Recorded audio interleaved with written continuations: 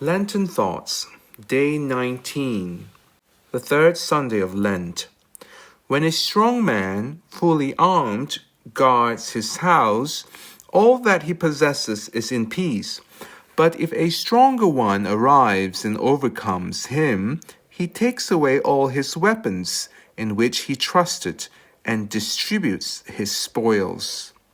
The Son of God, having cast out a demon that possessed a man who had been rendered blind and mute by it, the Pharisees and scribes, who bore a mortal envy against him, sought to convince the people that he had cast out the demon through Beelzebub, that is, the prince of demons. The Son of God endured this insult with his usual patience, yet he did not fail to refute the calumny of his enemies with a clear comparison. "There is no likelihood," he said to them, "that a strong and well-armed man would allow himself to be vanquished and plundered by his enemy without resistance. It is evident that he is only stripped by a power greater than his own. The demon is this strong man, armed. He is powerful and carefully guards the places he holds in his dominion. Yet I fight against him. I destroy his empire. I cast him out. I bind him so that he cannot resist, and I take away all his spoils, removing from him the bodies and souls from which I force him to depart.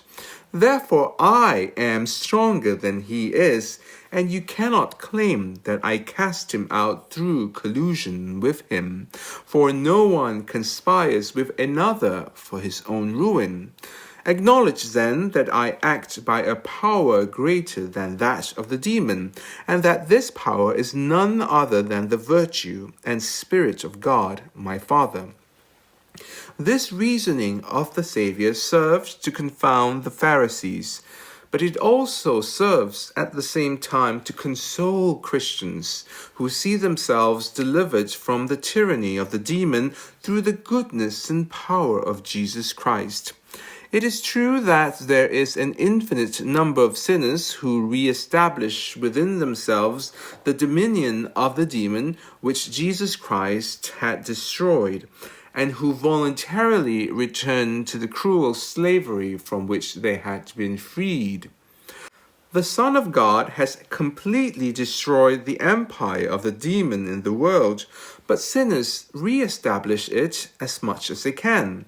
The Son of God has taken away from the demon all the power he had over men, but sinners restore to him, at least within themselves, all the power that he had lost.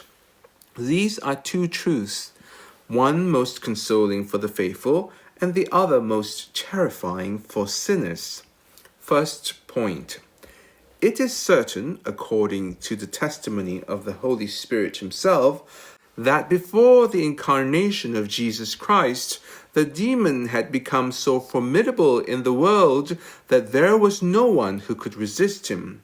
There is no power upon earth that can be compared to him, who has been made so that he fears nothing.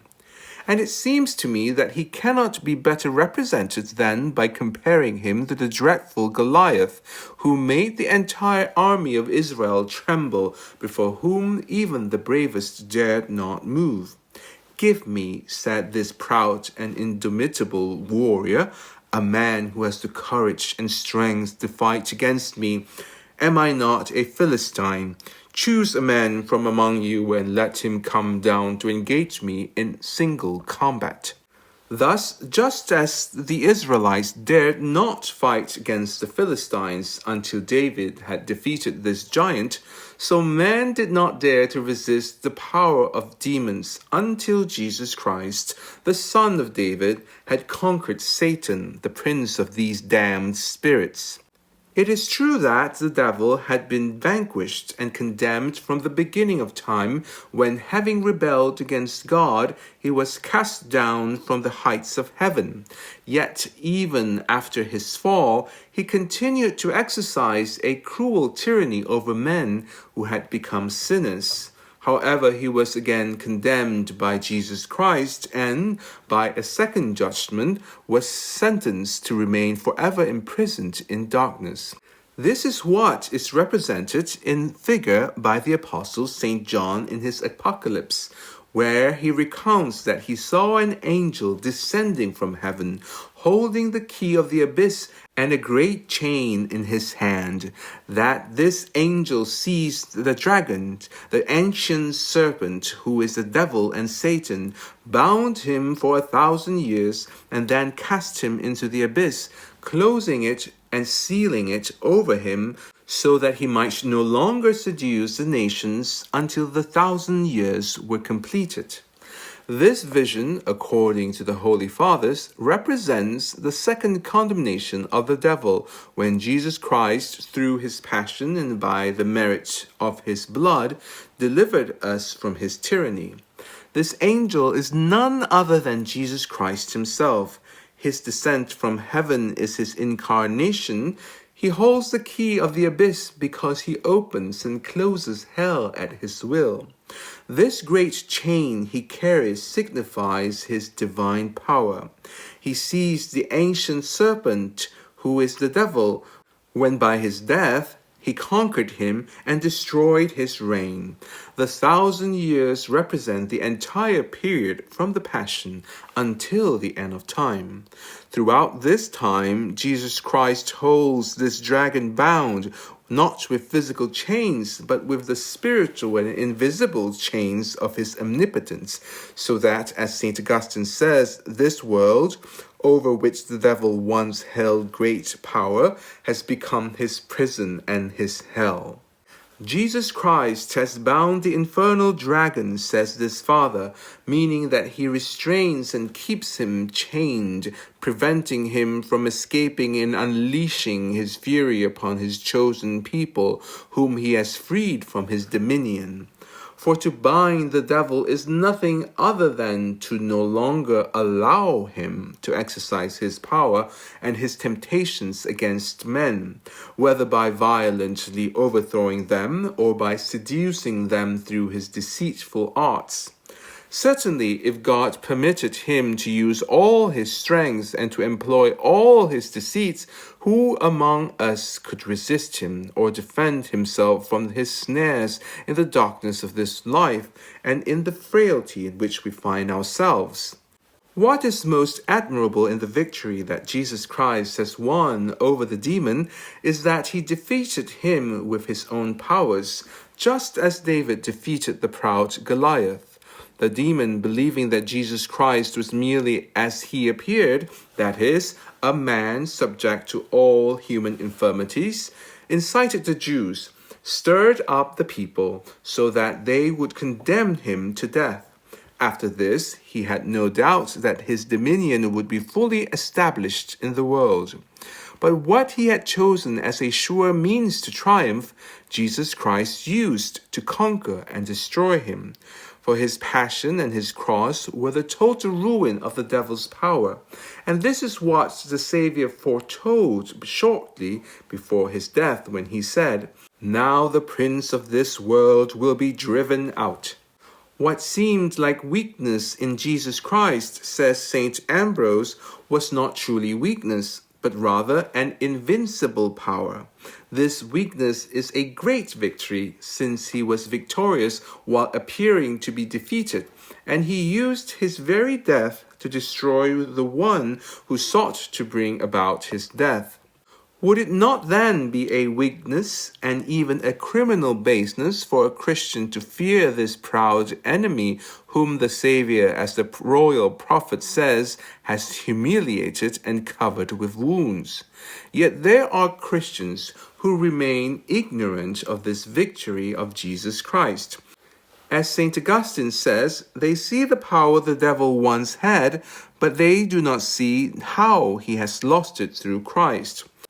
Yes, I know that God sometimes permits this vanquished enemy to attack and tempt the faithful, but it is only to further confound and humble him by seeing that his temptations serve only to make them better and more devoted to the service of Jesus Christ, his conqueror. It even happens, continues this father, that by a marvelous design of grace, God places sinners into the hands of the demon to lead them to repentance through affliction and torment. Thus the demon unwittingly destroys himself, contributing, despite his own will, to the salvation of those he seeks to ruin. Great is the power of grace, which commands the devil to destroy himself. For he destroys himself when, in attempting to overthrow a man by temptation, he only makes him stronger. While he weakens the flesh, he strengthens the spirit. It is true that the demon reigns in the hearts of the impious and the reprobate, but it is they themselves who grant him this dominion, thus undermining, as much as they can, the victory that Jesus Christ has won over the great enemy. Second point. I observe in today's gospel that Jesus Christ used two principal means to destroy the empire of the demon. The first was to firmly establish belief in his divinity, for as soon as he would be worshipped as God, people would cease to recognize the demon as the prince of this world. It was to establish this faith in his divinity that he cast demons out of the bodies they possessed in the presence of the people. For only the Son of God could, by his own authority, command the devils and force them, despite all their rage, to leave the places they ruled. That is why the Savior said to the Pharisees, "If it is by the finger of God that I cast out demons, then the kingdom of God has come upon you." The second means by which the Son of God abolished the kingdom of the demon was by establishing a doctrine entirely opposed to his. This is clearly expressed in the words, "He who is not with me is against me." That is, whoever does not share my spirit and my doctrine is my enemy, and I come to combat him. Sinners, as much as they can, destroy these two means by which the Son of God conquered the demon. They destroy his divinity through their unbelief and infidelity, and they destroy his doctrine through the disorder of their hearts and their corrupt way of life. Ah, how long will Christians join forces with the devils to overthrow the empire of Jesus Christ? How long will the children ally with the enemies of their father to outrage him? How long will the disciples unite with the enemies of their master to bring him down? If the devil had done anything for you, sinner, if he had brought you any good, if he had died for you, I might allow you to hesitate between him and Jesus Christ. But alas, the demon has done nothing but harm you. He seeks only to destroy you and drag you with him into hell. On the contrary, Jesus Christ desires only your salvation, and he shed his blood solely to procure for you eternal happiness. What blindness, or rather, what madness is it then to drive your Savior from your heart in order to make room for your most mortal enemy? Learn today, says the great Saint Augustine, that the demon himself will rise up against you on the great day of judgment to accuse you of ingratitude towards Jesus Christ. Judge, O just judge, he will say. Judge and declare that he who refused to belong to you belongs to me, and if he is mine, he must be damned with me. Why did he clothe himself again with the vices that are mine after having renounced them in baptism? Why does impurity, intemperance, avarice, anger, pride, vengeance, and all that belongs to me dwell in him? He has accumulated a treasure of punishment for the day of your wrath. This is what he has done since he renounced my works and my false glories. He has once again sought them out and clung to them, and so he is mine. I appeal to your justice, O most just judge. Judge if he whom you deign to redeem at so great a price, yet who afterward gave himself to me, does not rightfully belong to me. At these words, what will this Christian, who after making so solemn a renunciation will find himself burdened with the same sins that place him under the power and slavery of the devil, say in his defense? What argument will he produce to shield himself from the sentence of the supreme justice, which will deliver him into the hands of this cruel enemy? Fear then, my dear brothers, continues St. Augustine, to contribute to the dominion of the demon. The more you make him reign in this world, the more he will torment you in the next. On the contrary, if you make Jesus Christ reign as your king on earth, he will make you reign eternally with him in heaven. Christ is King.